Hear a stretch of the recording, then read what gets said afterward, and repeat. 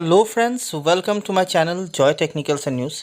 আজি আপোনালোক যিসকল ডিব্ৰুগড় বিশ্ববিদ্যালয়ৰ অধীনত নতুনকৈ এডমিশ্যন লৈছিলে BA যিসকল BA B.A B.Sc কমৰ ফাৰ্ষ্ট সেমিষ্টাৰত যিমানসকলে এডমিশ্যন লৈছে সেই ছাত্ৰ-ছাত্ৰীসকলৰ কাৰণে ডিব্ৰুগড় বিশ্ববিদ্যালয়ৰ ফালৰ পৰা ৰেজিষ্ট্ৰেশ্যনৰ কাৰণে আপোনালোকৰ এটা নোটিছ আহিছে আৰু এই ৰেজিষ্ট্ৰেশ্যন যিটো পদ্ধতি সেই ৰেজিষ্ট্ৰেশ্যনটো আপোনালোকে নিজেই কৰিব লাগিব কেনেকৈ কৰিব কি পদ্ধতি আছে কি কথা তাত কৈছে নোটিছখনত সকলোবিলাক আপোনালোকক এই ভিডিঅ'টিত জনাম গতিকে ভিডিঅ'টি শেষলৈকে চাব আৰু যদি আপোনালোক মোৰ চেনেলটোত নতুনকৈ আহিছে তেন্তে প্লিজ সাবস্ক্ৰাইব কৰি কাষত থকা যেটো বেল আইকন হেতু প্ৰেছ কৰি ৰাখিব সো ইয়াত আপোনালোকক সকলোকে প্ৰথমতে মই নোটিছখন দেখুৱাই লৈছো তাৰ পিছত আপোনালোকক মই সাধাৰণতে কোনটো পাৰ্টত আপোনালোকে এটোত এপ্লাই কৰিব পাৰিব তাক দেখুৱাবলৈ চেষ্টা কৰিম সো প্ৰথমতে আপোনালোকক যেটো নোটিফিকেশন আহিছে হেতু মই আপোনালোকক দেখাইছো এটো হৈছে notification regarding registration of students of first semester of BA B.Sc B.Com program 2023-24 session under NEP to through OEMS আপোনালোকৰ এটো হৈছে ৰেজিষ্ট্ৰেশ্যনৰ এটা নোটিফিকেশন যিসকল ছাত্ৰ-ছাত্ৰী first semester BA B.Sc B.Com আসলতে পঢ়িছে তেওঁলোকৰ কাৰণে আৰু এটো সকলোৱে কৰিব লাগিব যিসকল BA B.Sc B.Com হয় যিসকলে নতুনকৈ এডমিশ্যন লৈছে সো ইয়াৰ নোটিফিকেশনটো চাওক It is my pleasure to inform you that the online enrollment for the first semester FYUG BA B.Sc B.Com programs under NEP for the session 23-24 will start from 9/9/2023. The bona fide students shall have to register themselves into a program by following the instructions given in the instruction page of the OEMS portals. Please note that the students enrollment process shall be closed on 9/10/2023 and after that no application shall be accepted under any circumstances. The students need to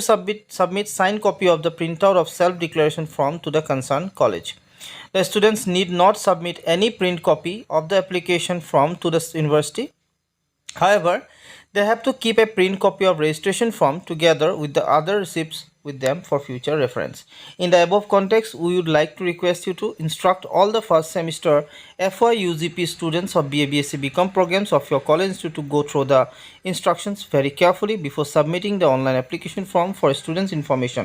After successful submission of the online application forms by the students, the respective college institutes need to verify the data entered by their students. ইয়াত আপোনালোকক কৈছে যে যিসকলে BA B.Sc B.Com হয় first semester যিসকলে admission লৈছে তেওঁলোকৰ যি ৰেজিষ্ট্ৰেশ্যন প্ৰসেছ হেতু আপোনালোকে অনলাইন কে কৰিব পাৰিব 9/9/2023 ৰ পৰা আৰম্ভ হ'ব আৰু আপোনালোকৰ এই যেটো প্ৰসেছ আছে হেতু 9/10/2023 লৈকে আপোনালোকে কৰিব পাৰিব আৰু ইয়াৰ পিছত যদি কেনেবাকে থাকি গল তেতিয়াহলে আপোনালোকৰ কোনো ধৰণৰ এপ্লিকেশন ইয়াত আৰু গ্ৰহণ নকৰে গতিকে আপোনালোকৰ 9 তাৰিখৰ পৰা 9/9/2023 ৰ পৰা 9/10/2023 লৈকে আপোনালোকে ৰেজিষ্ট্ৰেশ্যনৰ যিখন ফৰ্ম এখন আপোনালোকে ফিলআপ কৰি লব বা আপোনালোকে হেতু কৰি লব বুলি সাধাৰণতে ইয়াত উল্লেখ কৰিছে ইয়াত আপোনালোকক এতিয়া কথা কৈছে ইয়াত আপোনালোকক যেহেতু এটা ফিজ দিব লাগিব আৰু সেই ফিজটো আপোনালোকে কেনেকৈ দিব হেতু আপোনালোকক উল্লেখ কৰিছে SMS emails to concerned student asking him her to contact immediately the principal of the college head of the institute for necessary rectification of discrepancy. Only those students whose online application are approved by the college institute will be imported into the university examination database. The college institute shall collect the registration fees of Rs 350 rupees from the students and shall deposit the same together. আচ্ছা আপোনালোকৰ পৰা যেটো registration fees হ'ব 350 টকা হ'ব আৰু যিসকলে registration নকৰে তেওঁলোকে পৰীক্ষা দিবলৈ নাপাব বুলি কৈছে ডাটাবেছত নাথাকিব বুলি কৈছে এটো আপোনালোকে মন কৰিব আৰু সাধাৰণতে আপোনালোকৰ যেটো ৰেজিষ্ট্ৰেশ্যন ফিজ হ'ব 350 বুলি ইয়াত উল্লেখ কৰিছে আৰু হেতু আপোনালোকে কলেজত জমা দিব লাগিব বুলি কৈছে লগতে আপোনালোকক উল্লেখ কৰিছে কেতিয়া ইম্পৰ্টেন্ট যিবিলাক ডেট আছে হেতু আপোনালোকে মনত ৰাখিব online registration form will be active 9/9/2023 from 11 AM onwards আপোনালোকৰ অনলাইন ৰেজিষ্ট্ৰেশ্যন ফৰ্ম 9 তাৰিখ 9/2023 ৰ পৰা আৰম্ভ হ'ব 11টা বজাৰ পৰা আৰু লাষ্ট ডেট ইয়াৰ হ'ব 9/10/2023 লৈকে সো এটো আপোনালোকৰ কাম থাকিব এইখিনি লৈকে সো এইখিনি আপোনালোকে খুব গুৰুত্ব সহকাৰে এটো সময়খিনিত আপোনালোকৰ যি এপ্লাই আছে হে এপ্লাইটো আপোনালোকে কৰি ল'ব এতিয়া আপোনালোকক ইনস্ট্ৰাকশনছ কিনি পাব কোড এপ্লাই কৰিব হেখিনি আপোনালোকক দেখুৱাই দিছো মই ইতিমধ্যে আপোনালোকক যেটো ইম্পৰ্টেন্ট ডেট গিটা আপোনালোকক জনালো প্ৰথম কথাটো হৈছে 9/9 ৰ পৰা আপোনালোকে 9 তাৰিখ 9/2023 ৰ পৰা আপোনালোকে এপ্লাই কৰিব পাৰিব আৰু হে এপ্লাইটো আপোনালোকৰ হ'ব 9 তাৰিখ 10/2023 লৈকে তাৰ পিছত কোনো ধৰণৰ এপ্লিকেশন তেওঁলোকে একচেপ্ট নকৰিব দুই নম্বৰ আপোনালোকৰ যেটো ফিজ হ'ব 350 হয়তো হ'ব আপোনালোকৰ ফিজ সো হেতু আপোনালোকে মনত ৰাখিব আৰু হেৰ ফিজ আপোনালোকে দিব লাগিব কলেজত বা আপোনালোকৰ য'তে বিচাৰে তেওঁলোকে দিব লাগিব আপোনালোকে সেই 350 ৰুপিজ যিটো ফিজ আচলতে সো ইয়াত আপোনালোকে খুলিবৰ কাৰণে একদম ইজিলি হৈছে dibruexam.in যিটো ৱেবছাইট আছে তাত আপোনালোকে গুচি যাব ইয়াত অহাৰ লগে লগে আপোনালোকে তিনিটা অপচনছ দেখা পাইছে click here for registration click here for exam form আৰু click here for grade sheet download so ইয়াৰ যিটো ফাৰ্ষ্ট পাৰ্ট আছে click here for exam form তাতে যদি চাই তেতিয়াহ'লে আপোনালোকৰ এইটোৱে আছে আপোনালোকৰ যিটো এক্সামিনেশ্যন ৰেজিষ্ট্ৰেশ্যন আছে তাৰ কাৰণে সো ইয়াত আপোনালোকে দেখা পাব ইম্পৰ্টেণ্ট ডেটছ বুলি দিয়া আছে ওপৰত online enrollment form will be FYUGP B.A B.Sc BCom active on 9/9/2023 অৰ্থাৎ কালিৰ পৰা ষ্টাৰ্ট হ'ব ক্লোজ অন 9/10/2023 অৰ্থাৎ আপোনালোকৰ বন্ধ হ'ব 9/10/2023 আৰু ৰেজিষ্ট্ৰেশ্যন ফিজ আপোনালোকক কৈছে 350 টকা সেইটো আপোনালোকে গম কৰক এতিয়া এই তলৰ যিটো ইনষ্ট্ৰাকশ্যনছ দিয়া আছে এইখিনি আচলতে পিজিৰ কাৰণে হয় যদিও আপোনালোককো সেম টু সেম ষ্টাইলতে আপোনালোককো দিব গতিকে ইয়াত কৈছে candidates are requested to carefully read navigate all the students manual website details of course eligibility before filling online students inform form আপোনালোকে ফৰ্মখন ফিল আপ কৰাৰ সময়ত ভালদৰে যাতে আপোনালোকে পঢ়ি লয় গোটেই বস্তুখিনি কি আছে কি নাই সাবজেক্ট কি আছে কি নাই গোটেইখিনি আপোনালোকে ভালদৰে চাই ল'ব তাৰপিছতে ফিল আপ কৰিব ইয়াত আপোনালোকক কেইটামান বস্তু লাগিব প্ৰথম কথাটো হৈছে আপোনালোকৰ সিগনেচাৰ এটা লাগিব আৰু আপোনালোকৰ কালাৰ ফটোগ্ৰাফ লাগিব আৰু সেই যিটো সিগনেচাৰ হ'ব সেই সিগনেচাৰটো আচলতে আপোনালোকৰ সাধাৰণতে 100 কেবিতকৈ বেছি হ'ব নোৱাৰিব 100 কেবি হ'ব লাগিব বা 100 কেবিতকৈ বেছি হ'ব নোৱাৰে আৰু এই যেটো আপোনালোকৰ কপি হ'ব JPG বা JPEG ফৰ্মেটত আপোনালোকে দিব লাগিব এই দুটা ফৰ্মেটে একসেপ্ট হ'ব JPG আৰু JPEG আৰু লগতে আপোনালোকৰ ফটো আৰু সিগনেচাৰ 100 কেবিতকৈ বেছি হ'ব নোৱাৰে সো এইখিনি আপোনালোকে মন কৰিব আৰু লগতে কেইটামান document admit card grade sheet pass আৰু এইখিনি আপোনালোকে ভালদৰে ৰাখিব নেক্সট আপোনালোকক কৈছে যে প্ৰথমতে যেহেতু ইয়াত যেতিয়া লগইন কৰিব লগইন কৰাৰ সময়ত আপোনালোকে প্ৰথমতে ডাইৰেক্ট লগইন কৰিব নোৱাৰে ইয়াত মই দেখুৱাই দিছোঁ আপোনালোকক প্ৰথমতে আপোনালোকে প্ৰি লগইন আচলতে এপ্লাই কৰিব লাগিব দেখিছে